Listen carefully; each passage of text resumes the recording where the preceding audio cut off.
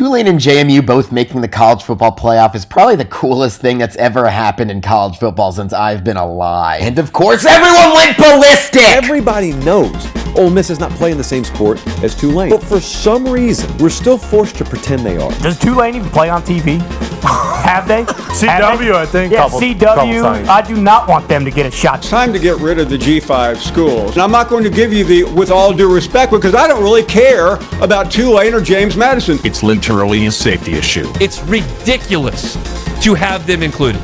Why would you tell half the sport that they don't count? They don't! James Madison and Tulane in the college football playoff is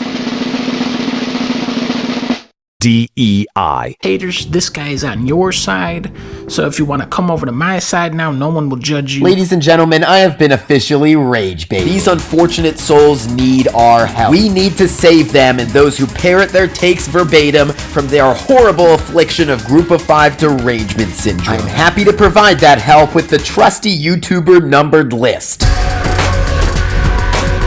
Point 0, none of my points are disproven by a loss by either Tulane or James Madison, regardless of magnitude. Just wanted to get that out there. Point 1, Tulane and JMU did earn it, actually. Did everyone forget Tulane and JMU won their conferences? Does no one know how these playoffs work? Does no one know how any playoffs work? Every other sport in America, including college basketball and baseball, gives people an automatic bid if they win their league. I mean, just one football level higher. The NFC South is about to get a bid to the playoffs, and every single one of those teams sucks ass. The one thing NFL heads won't be doing is... It's an injustice the Lions didn't make the playoffs and the Panthers did. The NFL should change their playoffs so if a division isn't good enough, they don't even get an automatic bid. Why is college football the exception? What? Because college football is so much less parity? Look, there's always been a couple teams that will wipe everyone, but I don't know if you've been paying attention. Once you get past the top 5 or 6 in the country, you've got a lot of teams from a lot of conferences that are roughly equal. But boss, the lack of parity angle is due to money, not talent. So? We'll get to capitalism later. I mean, let's be for fucking real. People saying Tulane and JMU crashing the playoff are charity invites.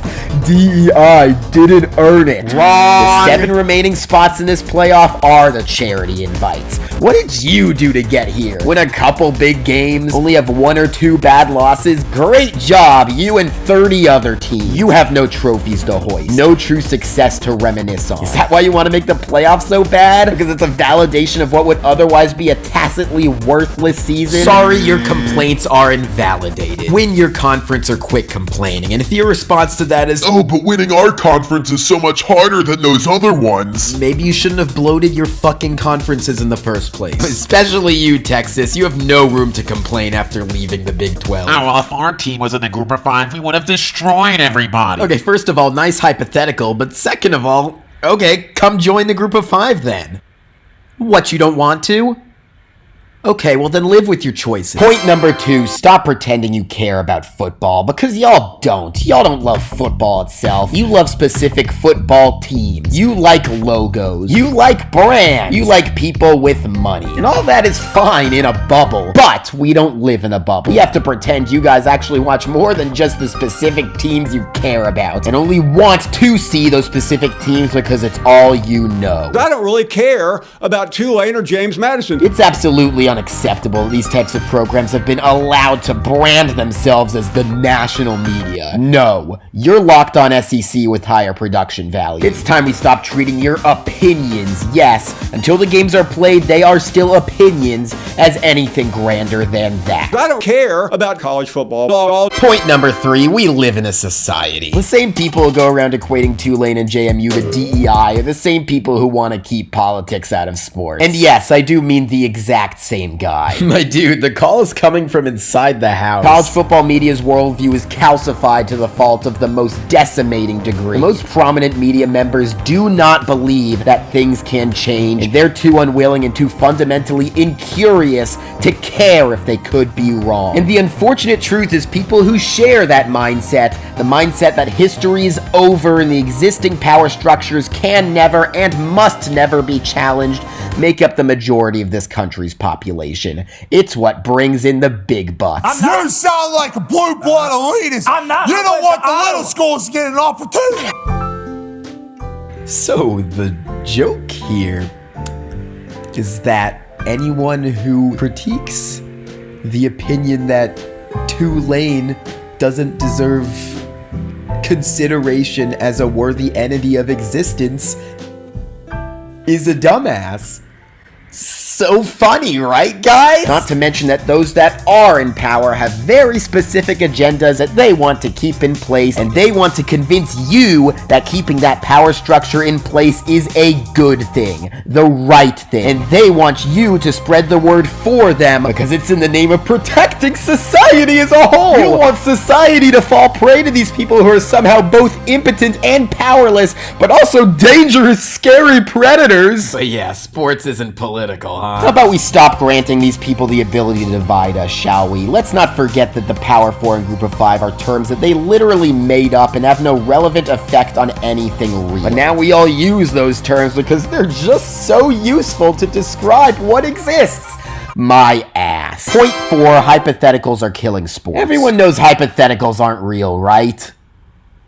Right? Because a concerningly large amount of people in the world seem to be acting on the belief that Vegas odds are some sort of objective reality. You know the point spread for those games, people? JMU got in. They're 21.5-point dogs. Tulane got in. 17.5-point dogs. Ain't nobody watching that. You don't need to pretend. You can just say you don't like football. It's okay. We'll understand. Live your truth. Discourse would be so much more healthy if we were just reactive. If we understood that games are not decided before the games are actually goddamn played. Instead, we have to listen to mouth-breathing idiots in their rat race to be ahead of the curve. We can't just say Tulane and JMU didn't deserve to be there after they get blown out should it happen. No, we've got to say it before the game is even played. Moral outrage and sportsbook lines. You guys are cooked. And then if people do end up being right before it happens, we have to laud them for it, when what we should really be doing is dragging them for taking the one thing college football has above anything else. Fun. I do not want them to get a shot. Is this fun? Have you guys had fun once in your life? We can't just sit around and ignore these people anymore. They must be shamed for taking the fun out of life in the name of being right. Because unlike politics, what's at stake here may not be ultimately the most important thing, but joy isn't something to be scoffed at as being irrelevant either. In fact, joy might be the only truly relevant thing in the world. It's time we stop forgetting that. Point 5, if you do want something to blame for shitty first-round games, there is something. Y'all aren't gonna like it, but get rid of first-round home games. Get them on a neutral site in round 1. Y'all don't want to hear this because you love your idea of your specific team hosting a playoff game. I get it. It probably fucking rules. I mean, Tulane hosting North Texas in the AAC Championship, a de facto play-in game, was a huge boost for them pulling off the win against the #1 offense in the country, and it was awesome to experience. I don't give a shit about this game.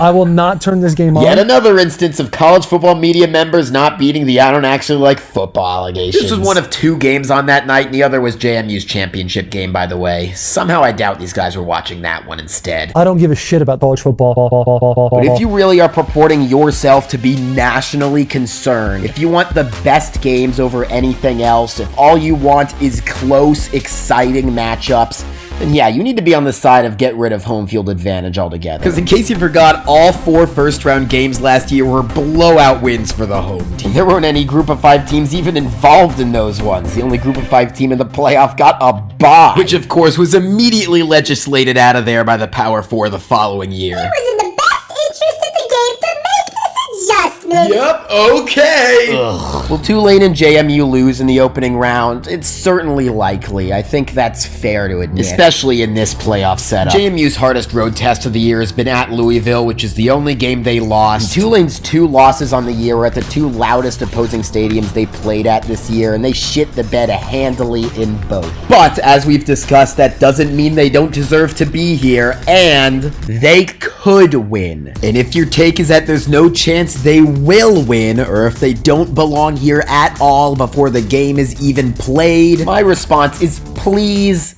just stop. Just go away. Go play the stock market. Go gambling or something. Maybe let's root for the little guy instead of trying to keep them down. And if they lose, maybe we can just be okay with that instead of calling it an indictment on the state of society. I mean, the college football playoffs. Point number end conclusion. Out here in the group of five, we do it for the love of the game. If you don't love the game, you do not deserve a platform of any kind. Plain and simple. These takes are tired, pathetic, regressive, and slovenly. If you want to live your lives that way, fine, but stop pretending you speak for anyone but the powers that be. Stop pretending you're anything but a sheep. And stop pretending that if you do end up getting your way, and the group of five does lose their chance to make magic happen through the further legislation away by the SEC and Big Ten, stop pretending you guys will stop complaining about things, because you won't. You will never be happy. That's a sad way to live. In the meantime, we people who actually do love football, whose views of the landscape reach past one of a calcified history is over mentality, who don't burden ourselves with already decided phantasms and hypotheticals, but appreciate the beauty of the sport itself,